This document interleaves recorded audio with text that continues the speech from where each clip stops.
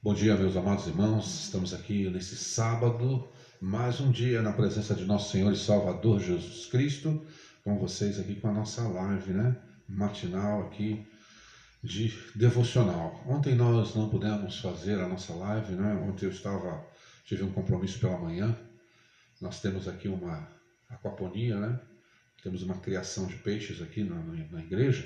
E eu tive que comprar alguns peixes na cidade de Rolante. E eu fui até lá com um amigo meu, pastor Fernando.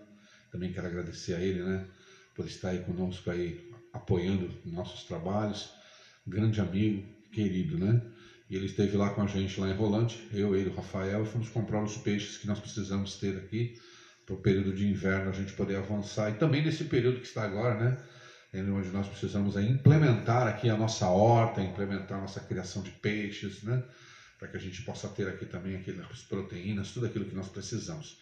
Então eu agradeço a Deus. Então esse foi o motivo de eu não estar aqui ontem fazendo a live com os irmãos. Estamos novamente aqui hoje e espero que a graça do Senhor esteja sempre com os amados irmãos. E é sobre essa graça, sobre essa graça maravilhosa que nós queremos falar nessa manhã aqui na nossa devocional. Que Deus abençoe você ricamente, tá bom? Desde já também, eu quero já falar aqui no início, dessa live devocional, aos amados irmãos da Igreja Batista aqui de Osório e também de Capão da Canoa, falar que nós vamos celebrar a nossa ceia, Vamos celebrar a nossa ceia no domingo às 18 horas. Domingo às 18 horas estaremos celebrando a nossa ceia. Tá certo? Você no teu lar, eu aqui no meu lar com a minha família, e nós vamos fazer uma grande ceia do Senhor.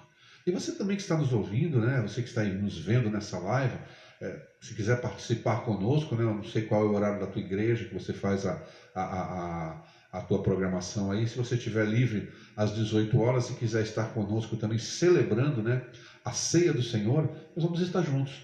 Eu creio que vai ser um momento muito especial mesmo, para nós podermos juntos lembrarmos da morte e da ressurreição de nosso Senhor e Salvador Jesus Cristo. Eu já vou sair daqui a pouco aqui, já falei com a minha esposa, vou sair para comprar lá o meu suco de uva, comprar um pãozinho, E a gente já vai estar preparando as coisas para amanhã, às 18 horas, nós estarmos celebrando a ceia do Senhor, ouvindo a palavra do Senhor, adorando ao Senhor, cantando ao Senhor. Então, se você puder estar conosco, vai ser uma alegria, tá bom? Fiquem com Deus.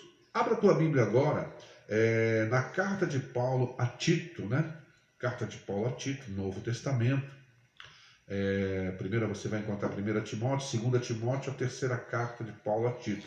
Essas são chamadas as epístolas pastorais, porque Paulo escreveu ali, para Timóteo, que era um pastor na cidade de Éfeso, e para Tito, que estava num lugar muito difícil, na cidade de Creta, tá? Então ali na Grécia, E o apóstolo Paulo está ali, esses homens estão passando por grandes dificuldades, e o apóstolo Paulo escreve essas cartas para passar orientações para eles nos momentos que eles estavam vivendo ali, de dificuldades com seus ministérios. E eu creio que hoje o Senhor há de falar conosco, Já falou comigo aqui nesse texto, há de falar com você também e continuar falando no meu coração também nessa exposição. Tito, capítulo 2, versículo 11 ao versículo 14. Tito, capítulo 2, do versículo 11 ao versículo 14. Diz assim a palavra de Deus na minha versão, a minha versão é a King James. Porquanto a graça de Deus se manifestou salvadora para todas as pessoas. Ela nos orienta a renunciar à impiedade e às paixões mundanas e a viver de maneira sensata, justa e piedosa nesta presente era, enquanto aguardamos a bendita esperança, o glorioso retorno de nosso grande Deus e Salvador Jesus Cristo. Ele que se entregou a si mesmo por nós para nos remir de toda maldade e purificar para si um povo todo seu, consagrado às boas obras. Amém? Louvado seja Deus por essa palavra. E olhando para esse texto aqui dentro do contexto, capítulo 2, o apóstolo Paulo está dizendo ali para Tito, como que ele deveria tratar, como que ele deveria pregar, né, com harmonia, aquilo que Paulo chama de sã doutrina. Sã doutrina para Paulo é o Evangelho. Evangelho que ele já disse lá na carta aos Romanos que ele não se envergonha, que ele não tem vergonha dessa mensagem que não nasceu em coração de homens, no coração de sacerdotes, no coração de bispos, de pastores, de padres. Não, nasceu na vontade de Deus, é a mensagem de Deus para o ser humano. Paulo está falando para Tito aqui o seguinte: olha, Tito, você deve pregar o que está em harmonia com a sã doutrina, ou seja, as práticas que vocês estão aí colocando nas vossas vidas devem estar harmoniosamente junto, harmoniosamente adaptada e proceder do Evangelho. É isso que o apóstolo Paulo está querendo dizer. E aí ele vem falando ali, né? Como é que ele deve instruir as mulheres, como que devem ser os velhos, os anciãos, como é que eles devem ser. Ele fala sobre as mulheres, ele vai falar sobre os jovens. Se você depois ler o contexto, você vai entender muito bem. E aqui nesse momento, o momento que nós separamos para fazer essa nossa devocional, o apóstolo Paulo vai dizer o porquê que essas coisas estão acontecendo. Ele vai finalizar dizendo que a graça de Deus, ela está acontecendo isso, que as pessoas estão recebendo a mensagem do Evangelho e as suas vidas estão sendo transformadas, porque a graça de Deus se manifestou salvadora para todas essas pessoas. Então, Paulo está aqui dando algumas instruções preciosas para que os crentes daquela época não errassem o caminho da salvação. E eu quero fazer isso nessa manhã. Eu quero refletir com você sobre 3 instruções preciosas para você não errar o caminho da salvação.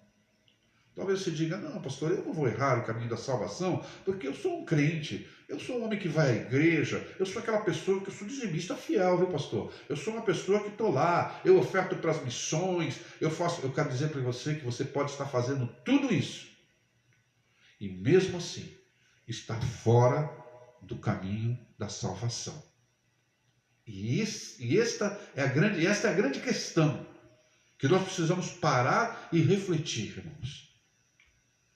Porque Deus quer que nós verdadeiramente vivamos o Evangelho com todo o nosso coração, com todas as nossas forças, com todo o nosso entendimento. E aí eu quero começar nessa introdução dessa palavra, dessa devocional, fazendo algumas perguntas que eu fiz para mim. Eu quero que você entenda isso. Todas as vezes que eu preparo isso, eu estou primeiramente fazendo perguntas para mim e agora para você.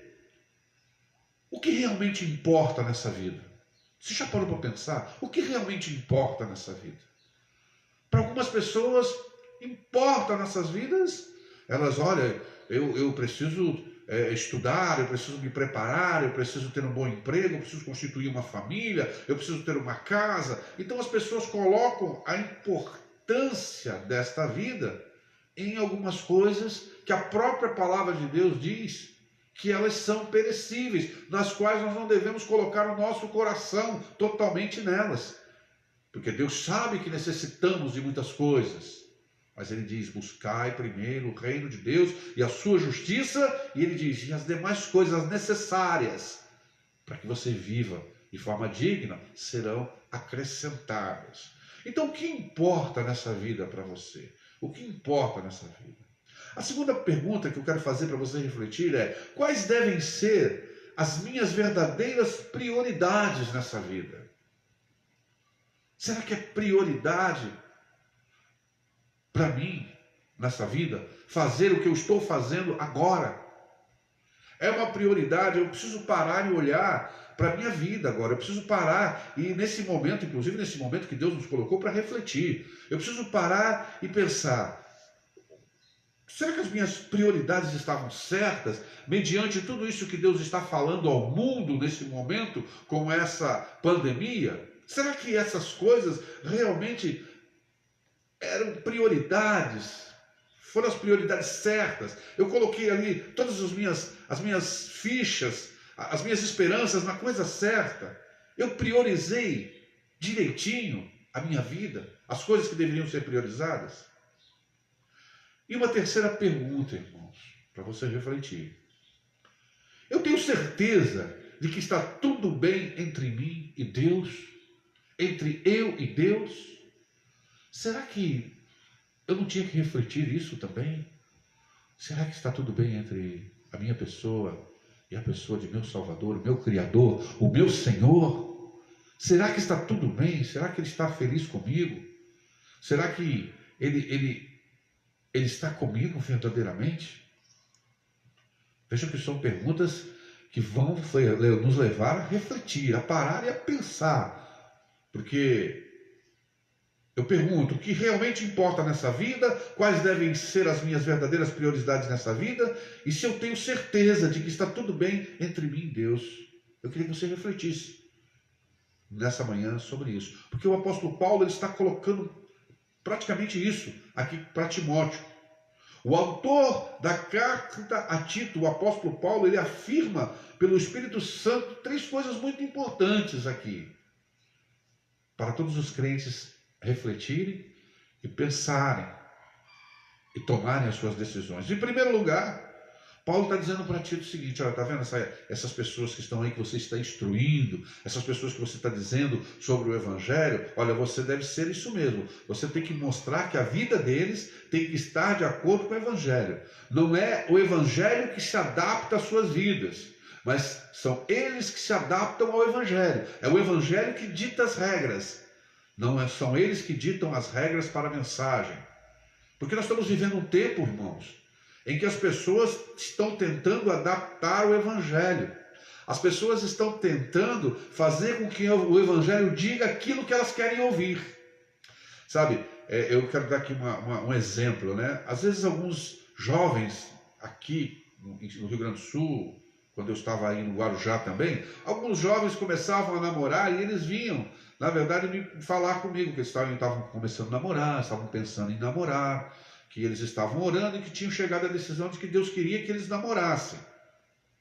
Bem, e quando você perguntava, mas é alguém que eu conheço, alguém da igreja? Olha, pastor, infelizmente não é, mas olha, eu acredito que Deus vai salvá-lo, porque ele está ali, sabe? Ele já está vindo comigo à igreja, ele está trabalhando, Deus está trabalhando no seu coração, e eu acredito que Deus vai salvá-lo. Bem, isso é o que você acredita. Isso é o que você pensa, eu digo para essas pessoas, né? Mas o que as Escrituras dizem? O que o Evangelho diz? O que os apóstolos falam? Essa é a grande questão. Não tem nada a ver com aquilo que eu digo. Como eu já falei aqui, não tem nada a ver com aquilo que eu sou ou com aquilo que eu penso. Mas tem a ver com aquilo que Deus diz. E se é importante e eu acredito naquilo que Deus diz, eu procuro afinar a minha vontade, a minha vida, à direção do Espírito Santo de Deus, a palavra de Deus, a palavra de Cristo, as doutrinas dos apóstolos. Então, quando você vira para uma pessoa e diz assim: olha, onde você viu que casamento ou namoro é porta de salvação para alguém? Quando eu olho para as Escrituras, eu falando, né, para esses jovens, homens ou mulheres, que vêm às vezes falar comigo, estão nessas situações, aonde você leu nas Escrituras que você precisa se juntar em um jugo desigual com outra pessoa para salvá-la? Que você é um instrumento de salvação de alguém? Aonde você leu isso? Pelo contrário, o que nós lemos lá no Antigo Testamento é Deus dizendo que eles tinham que se separar daquele povo. Que aquele povo, se juntasse com eles, iria desviá-los da sua fé, como realmente aconteceu. E que não há comunhão entre quem está morto com alguém que está vivo. Você não coloca um cadáver dentro da tua casa. Porque é isso que a palavra diz, que aqueles que as pessoas, antes de conhecer, serem vivificadas por Jesus Cristo, elas estão mortas em delitos e pecados. Então, você não colocaria um cadáver dentro da tua casa. Né? Na verdade, você quer distância de um cadáver.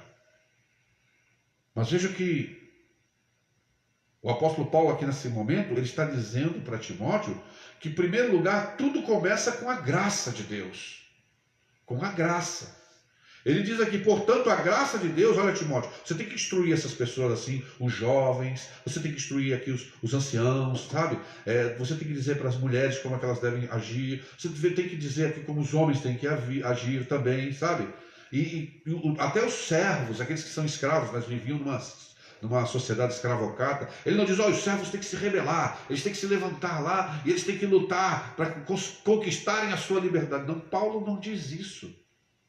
Paulo diz que, pelo contrário, que eles devem demonstrar que são dignos de confiança, a fim de que todos observem o esplendor da doutrina de Deus, ou seja, o Evangelho, o nosso Salvador, na obediência que eles têm, mostrando que eles são fiéis aos seus senhores. É assim que Deus expande o reino de Deus. É assim que o Senhor espalha o Evangelho. Por que a igreja do século XXI ela é tão combatida? Por que será que as pessoas não querem estar conosco? Por que elas nos rejeitam tanto? Com certeza é porque elas estão vendo o que está acontecendo.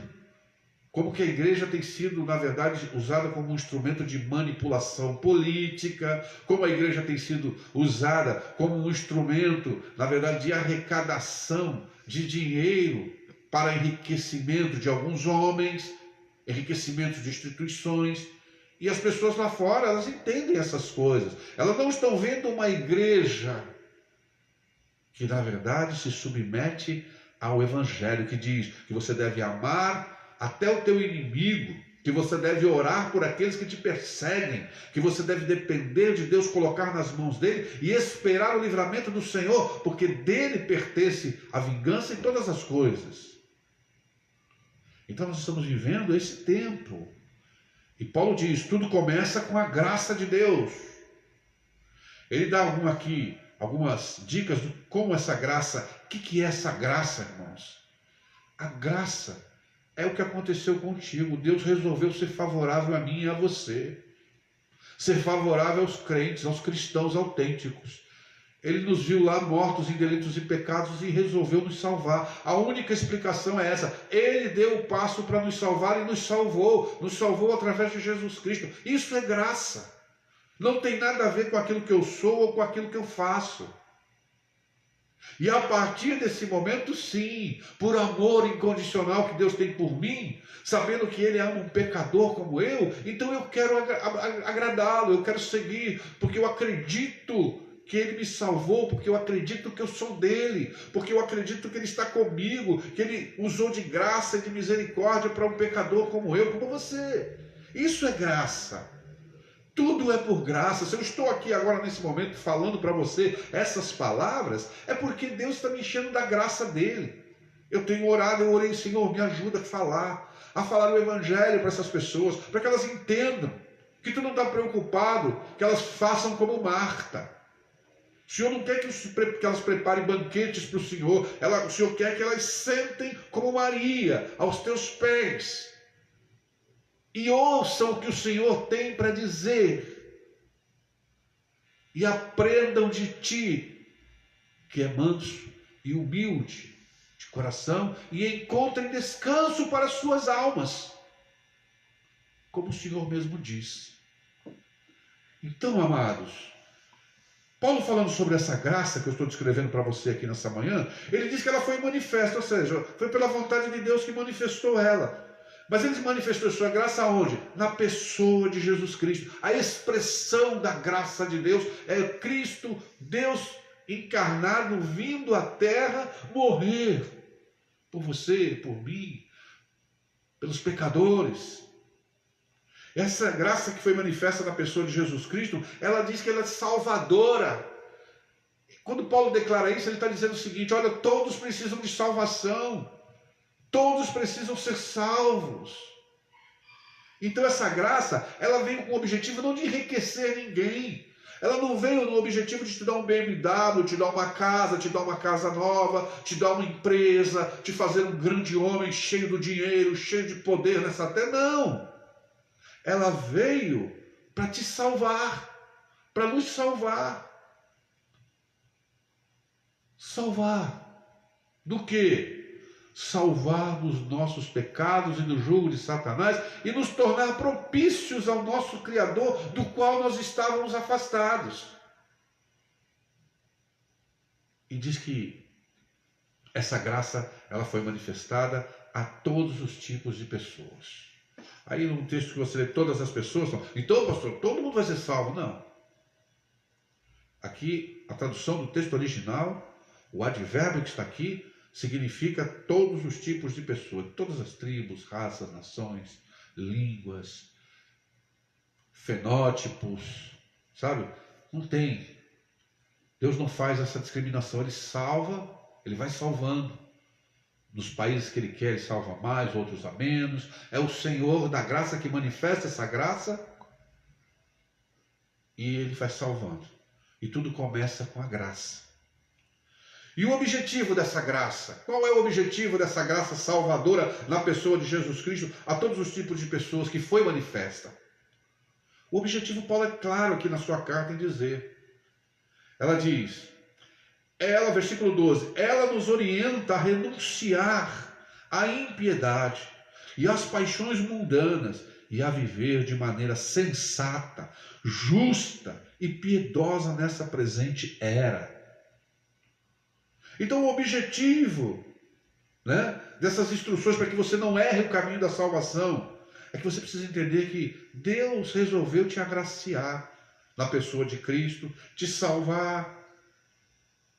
E agora, essa graça é uma graça que tem uma função pedagógica, tem uma função instrutiva, que é te ensinar, me ensinar a renegar a impiedade. Eu não vou ter tempo de explicar aqui todos esses termos, impiedade, algumas coisas eu não vou ter tempo, mas eu vou dizer para você aqui o que é impiedade. A impiedade, o que é o ímpio? O ímpio é alguém que não acredita em Deus. O ímpio é aquele que rejeita a revelação de Deus. O ímpio é aquele que não acredita em nada. O ímpio é aquele que blasfema contra os caminhos do Senhor. Então, essa graça salvadora manifestada em Cristo Jesus, ela tem essa função pedagógica, o objetivo de educar-nos. Nós vemos um tempo agora que nós falamos tanto de educação, E agora os pais estão tendo a oportunidade de ter os seus filhos dentro de casa. Por que será que Deus colocou os pais e os filhos dentro de casa? Para eles terem tempo, educá-los, instruí-los. E aqui diz que Deus, o nosso Pai, Ele quer ensinar-nos, educar-nos a renegar a impiedade. Mas não somente a impiedade, mas renegarmos as paixões mundanas. Paixões mundanas. O que são essas paixões mundanas? São aquelas coisas que ainda controlam o nosso coração.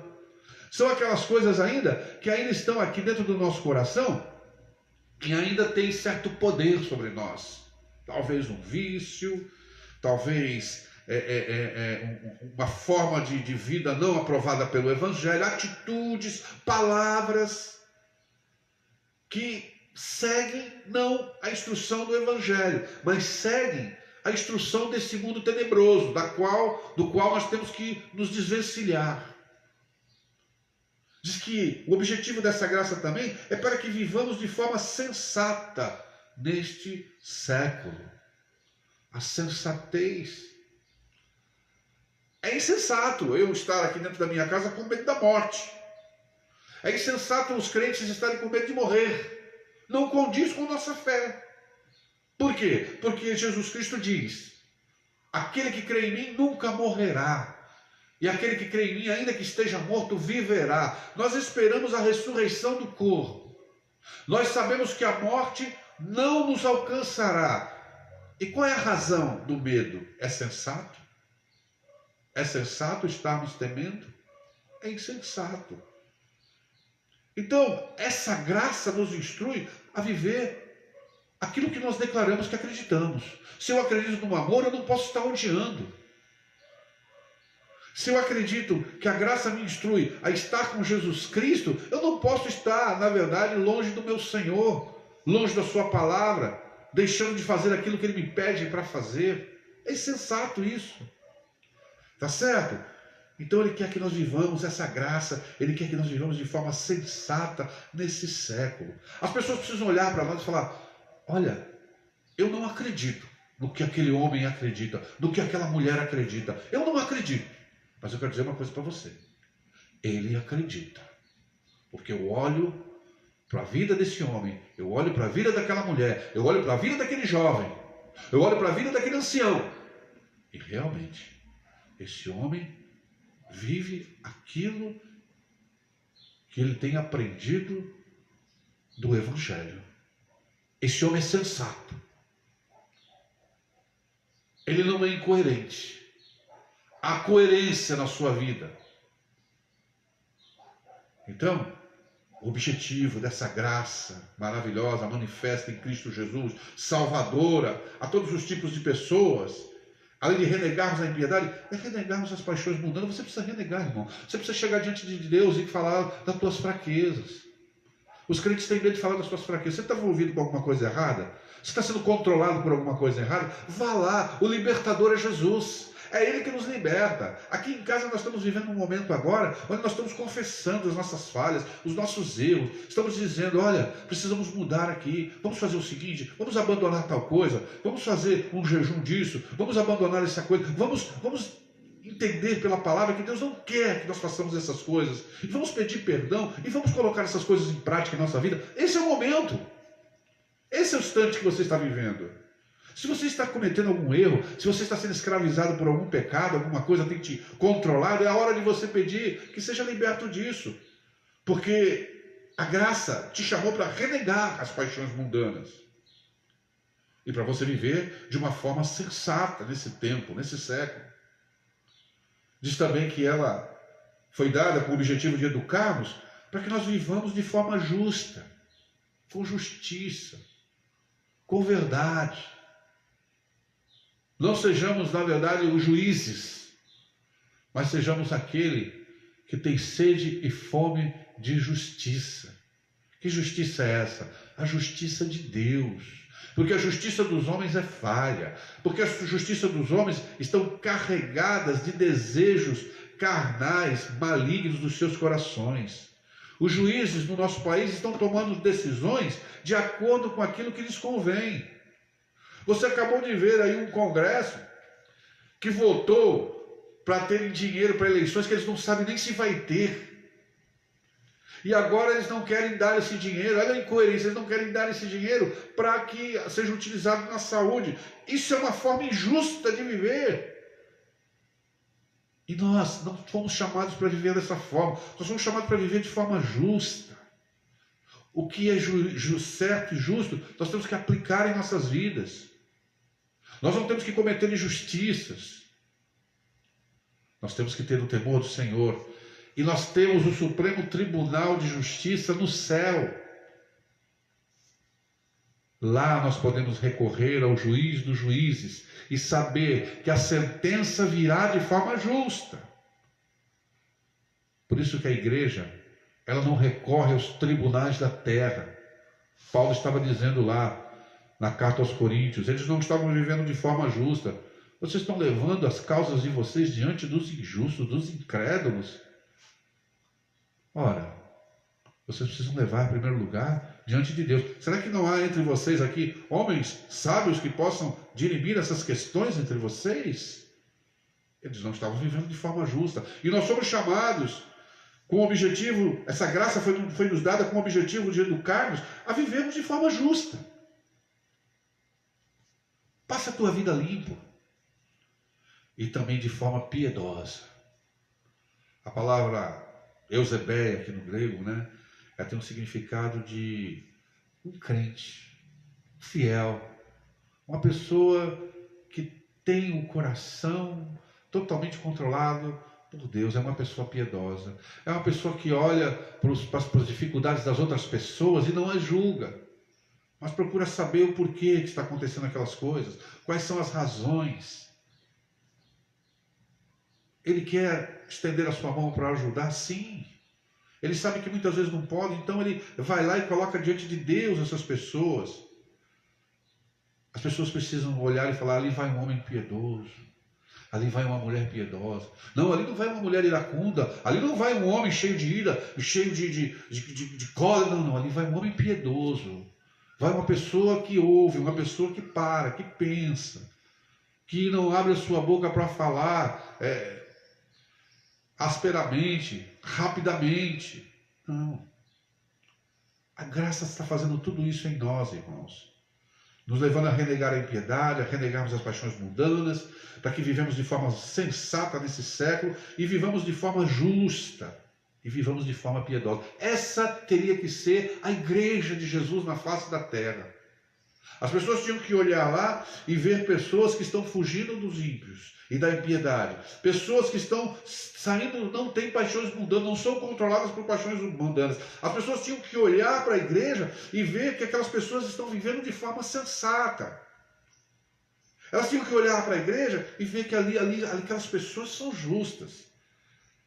Elas colocam suas vidas de forma justa, elas vivem de forma honesta. E elas vivem de forma piedosa. Elas são pessoas que nós podemos recorrer a elas, porque elas sempre estão prontas a nos ouvir e nos trazer uma palavra que realmente seja orientadora para nossas vidas.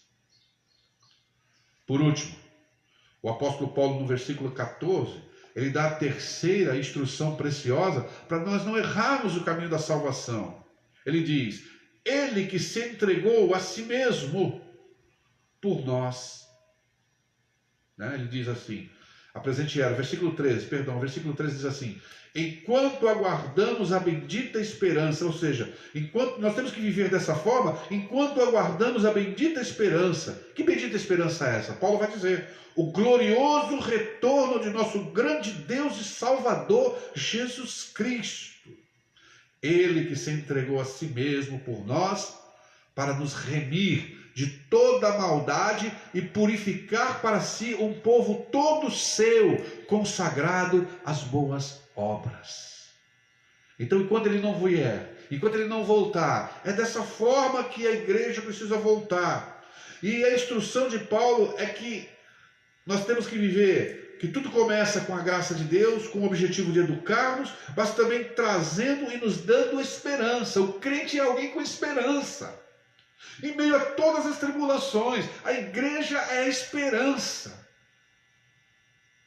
A igreja tem que ter esperança no meio de toda a tribulação. Pode ouvir mortes, terremotos, guerras. A igreja do Senhor Jesus nunca perde a esperança.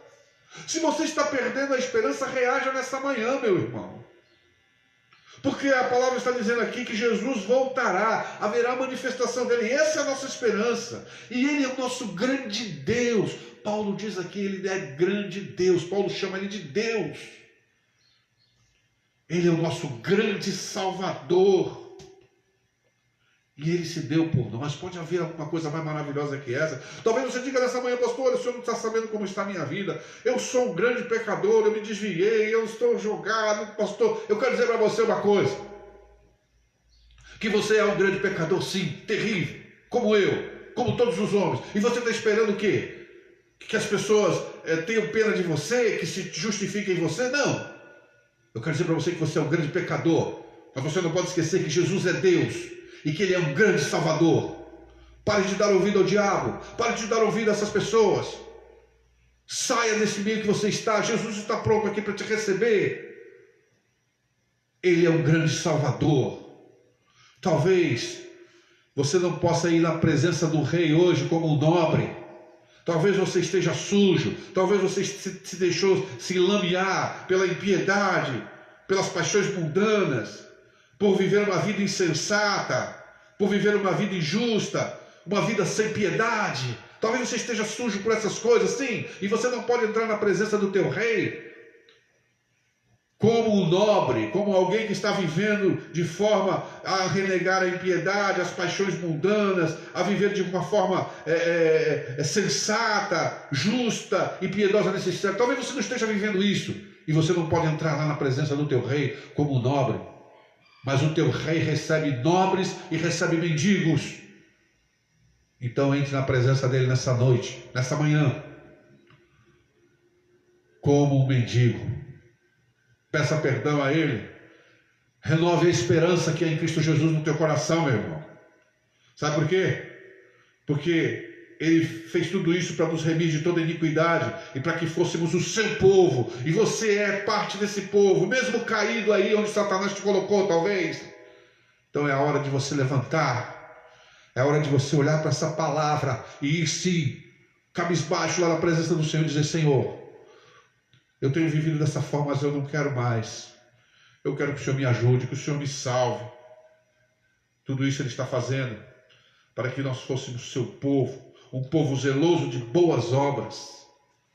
E é isso que Deus quer de você, que quer de mim, quer que nós não percamos a esperança, que nós saibamos que tudo começa com a graça, e o objetivo dessa graça é nos educar e nos trazer esperança.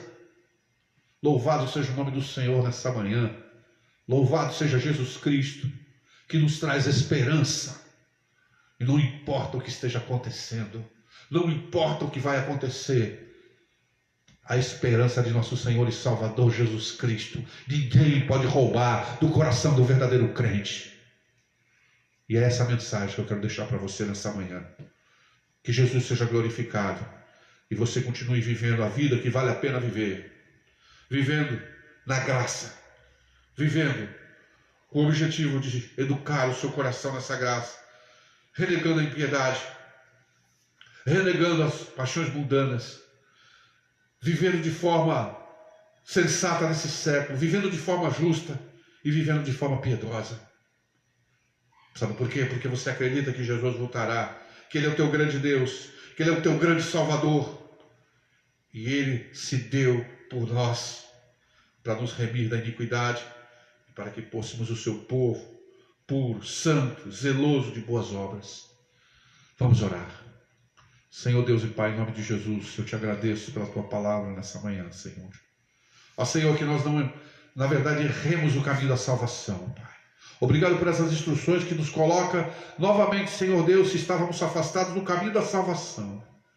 Eu quero te pedir um dia, Senhor, cheio de esperança para a tua igreja, para os meus irmãos, para a minha família, para o povo de Osório, para o povo de Capão da Canoa, para o Rio Grande do Sul, para o Brasil, e que nós possamos nos unir em oração, acreditando sempre que todas as coisas estão em tuas mãos e nós podemos esperar com certeza na tua mão de graça e misericórdia em Cristo Jesus. Fica conosco, Senhor. Fica conosco. Derrama do teu Espírito Santo e que possamos ser cheios do teu amor. Em nome de Jesus eu oro e te agradeço. Amém. Amém. Deus abençoe. Domingo espero você comigo aqui, conosco, celebrando a ceia do Senhor. Vamos estar juntos, cheios de esperança. Fiquem com Deus.